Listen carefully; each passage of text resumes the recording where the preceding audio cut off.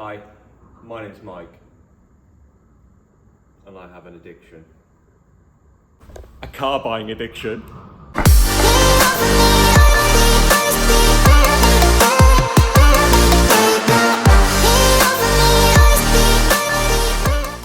So yes, I have gone and done it again. I have bought another car without finishing the previous project car. But this is kind of thing you couldn't pass up. I could not pass up this opportunity to buy this car. It's a real cool car. Let me show you. So here she is in all her glory. Yeah. Obviously, this has been sat, I think, for about 5 years. So the same owner for 20 years, but it's been sat on a drive with a dirty tarpaulin over it for, well, I don't know, a long time. So don't have any information about this, but obviously I've already seen this. So no doubt we're gonna have some starting issues because it's got an aftermarket immobilizer on it, and we all know how reliable they can be. So basically, first thing we're gonna do, I'm just gonna check the fluids, check the levels, remove the air filter, because that is, well, it doesn't even look like it's absolutely covered in the dirt, so it's obviously not gonna be doing anything. I'm gonna pull the plugs, I'm gonna drop some oil down, and see if we can get it to turn over. Yeah, I mean, this isn't looking promising. I don't think there's actually anything in here. I mean, although it has been sat, but yeah, that's bone dry. Right, oil. Well, it's got oil. It's overfilled. If it focused, it won't. Overfilled by about half, but it's got oil. It's got a Jabbersport G-Lader on it, or Jabbersport rebuilt G-Lader. The G-Lader, if you're not familiar with this supercharger, it's probably the worst designed supercharger ever. Needs rebuilding every 5 minutes. It's a really, really odd design.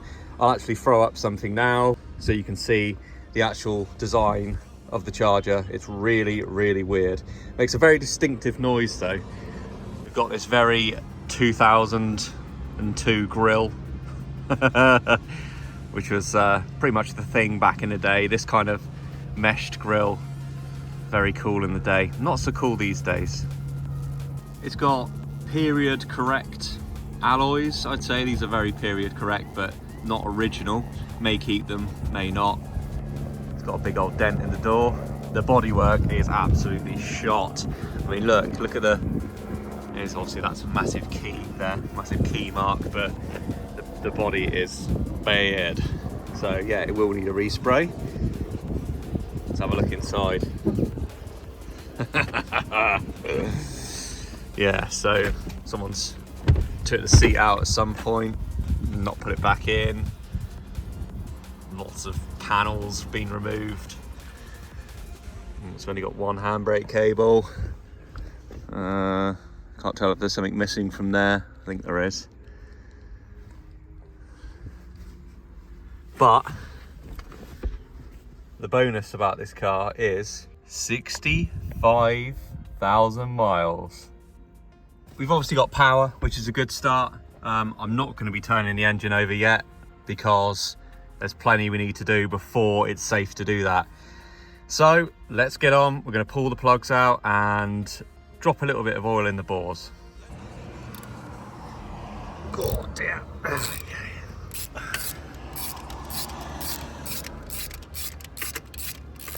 There he is. Bosch Super 4. Why would this never ever focus? Up the camera. No, still won't focus. There we go. Bosch Super 4. Not looking too bad. Right, plugs are out. I'm just going to shoot some compressed air down in the bores just before we start.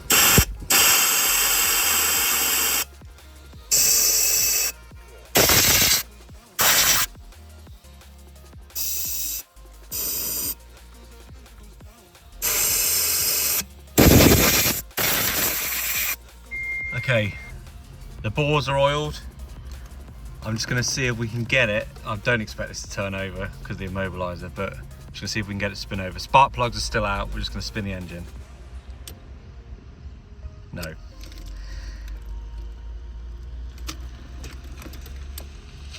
No. As I thought, immobilizer is gonna prove a problem here, I think.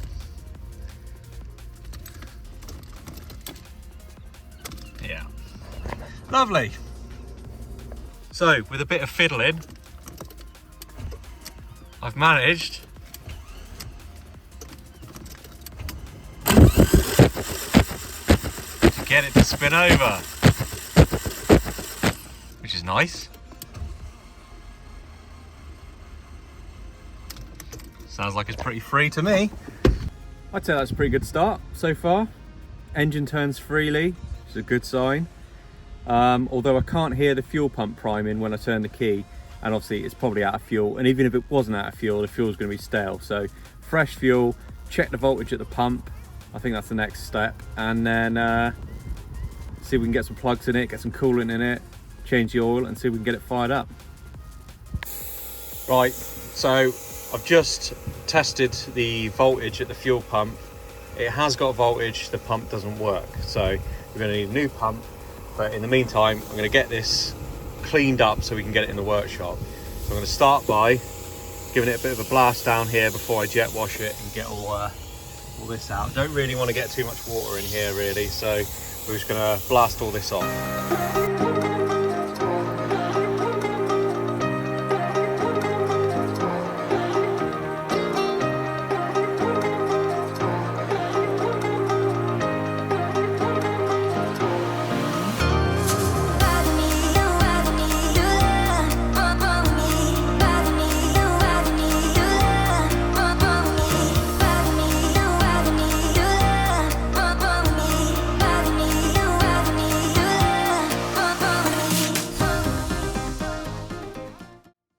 Okay, so car's all cleaned up now. It's now in the workshop, tucked away in the corner, along with the Porsche for company.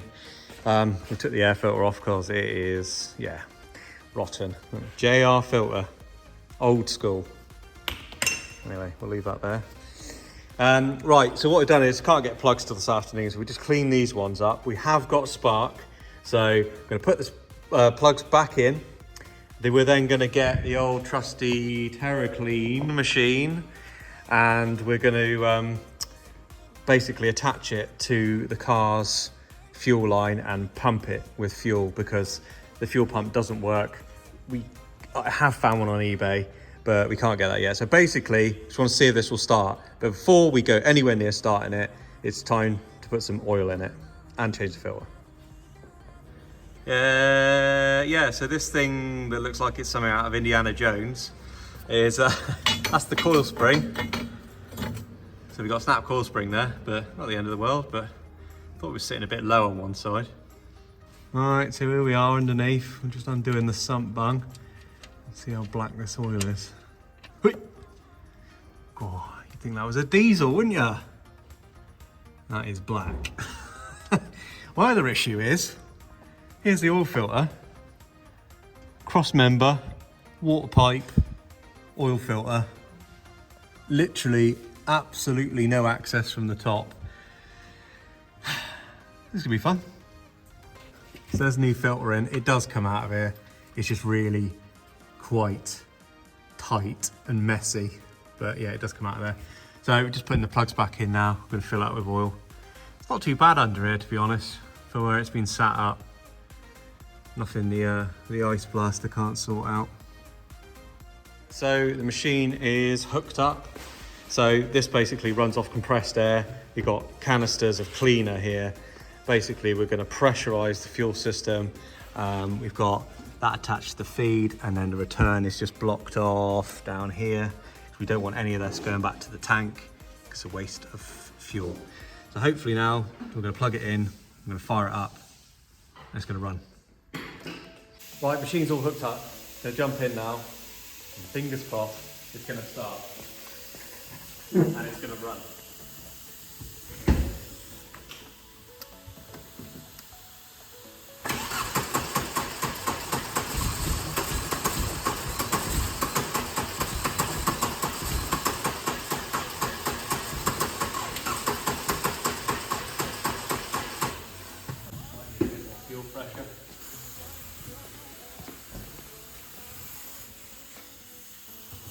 full.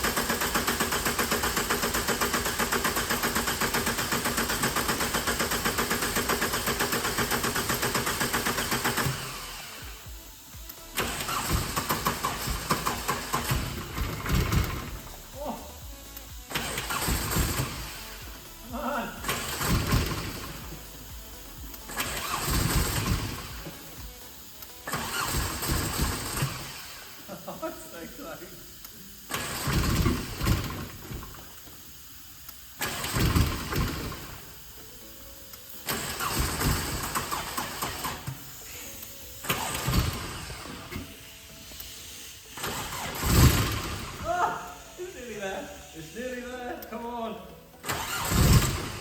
Oh God, it's getting closer. Oh, come on. Right, I think we're nearly there. We're going to try a couple more times.